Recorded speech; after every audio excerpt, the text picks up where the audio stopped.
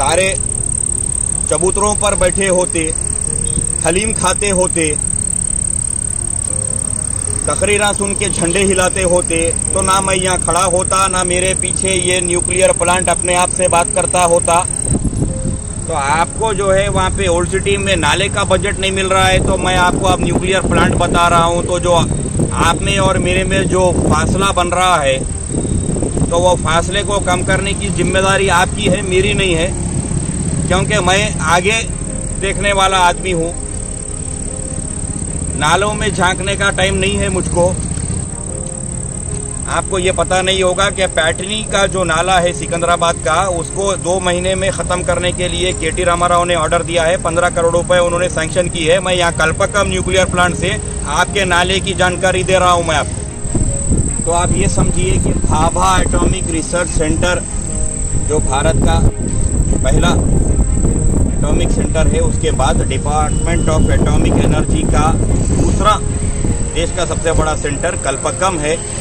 यहाँ पर रिसर्च में एटॉमिक एनर्जी पर रिसर्च होती है, इंजीनियरिंग मेटलर्जी पर रिसर्च होती है, नैनो साइंसेस पर यहाँ पर रिसर्च चलते रहती है। रिसर्च का काम, सेंट्रीफ्यूग्स का एनरिचमेंट यहाँ पर होता है। तो जैसा कि मैंने आपको बताया कि ये 1971 में इसकी बुनियाद रखी गई थी। 1985 में भारत के प्रधानमंत्री राजीव गांधी ने इसका नाम Indira Gandhi centre for atomic research रखा। देश की अरिहंत न्यूक्लियर सबमरीन में जो न्यूक्लियर पावर्ड सबमरीन है, जो पानी के अंदर चलती है समंदर में, उसका भी न्यूक्लियराइजेशन यहीं से कल्पक्कम से हुआ है। और 2 रिएक्टर आपको मैं बता दूं कि यहाँ पर काम करते हैं। एक का नाम है भाविनी, दूसरा है कामिनी। और भारतीय नभिकीय निगम लिमिटेड, भाविनी जो मैं बात कर रहा हूँ, वो पूरा भारत सरकार के अंडर में आता है, fully owned by government of India है। भाविनी न्यू रिएक्टर की मैं आपसे बात कर रहा हूँ।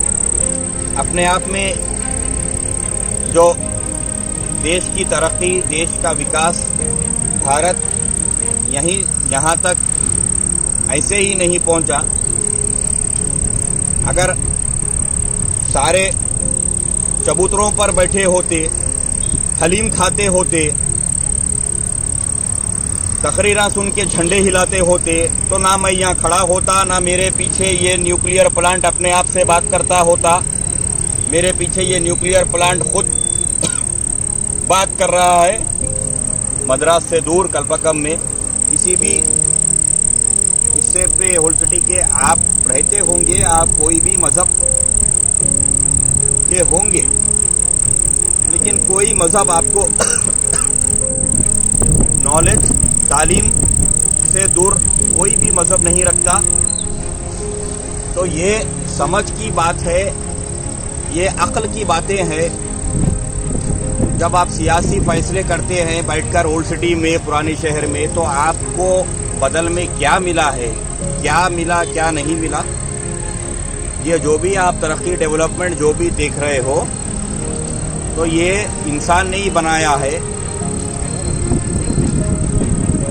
जो वक्त की जो सियासी पार्टी थी, जब इख्तिदार में थी, उनका ही दिमाग होगा, उन्होंने ही काम लिया है, साइंटिस्ट बनाए हैं। लेकिन जब बजट तो सरकारें देती है ना, तो आपको जो है वहाँ पे ओल्ड सिटी में नाले का बजट नहीं मिल रहा है, तो मैं आपको अब न्यूक्लियर प्लांट बता रहा हूँ। तो जो आप में और मेरे में जो फासला बन रहा है, तो वो फासले को कम करने की जिम्मेदारी आपकी है, मेरी नहीं है, क्योंकि मैं आगे देखने वाला आदमी हूँ।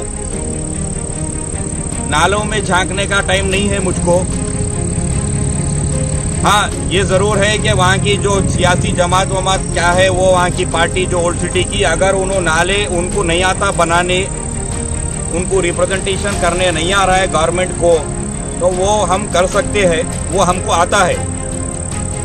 आपको ये पता नहीं होगा कि पैटनी का जो नाला है सिकंदराबाद का, उसको 2 महीने में ख़त्म करने के लिए केटी रामाराव ने ऑर्डर दिया है। 15 करोड़ रुपए उन्होंने सैंक्शन की है। मैं यहाँ कल्पकम न्यूक्लियर प्लांट से आपके नाले की जानकारी दे रहा हूँ मैं आपको, पुराने शहर को। तो आपके जो नाले हैं वो डबीरपुरा नाला, ये वो, अफसोस की बात है कि मैं न्यूक्लियर प्लांट के सामने भारत के ठहर के आपको नालों की बातें समझा रहा हूँ। तो ये संदेश मैं फिर आपको दोहरा रहा हूँ। हमारी सीआरपीएफ से यहाँ पर बात हुई थी, उन्होंने कल सवेरे हमको बुलाया था। हमारे को कुछ लिमिटेड एक्सेस अंदर कुछ देखने को, कुछ वो लोग ने कहा था, ऑफिसर्स ने कुछ बता सकते थे, लेकिन हम तो जा सकते थे, लेकिन आपको कुछ नहीं बता सकते थे, क्योंकि अंदर इस एटॉमिक प्लांट में कोई फ़ोन, कोई वो गैजेट अलाउड नहीं है।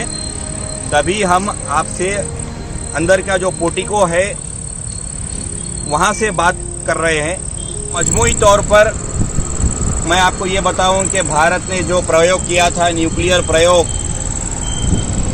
राजस्थान के पोखरान में, जहां पूरा विश्व हिल गया, यूनाइटेड नेशंस से लेकर के अमेरिका, रशिया, सुपर पावर्स तक, तो मैं वहां, तो हम वो न्यूक्लियर ताकत के सामने खड़े हैं।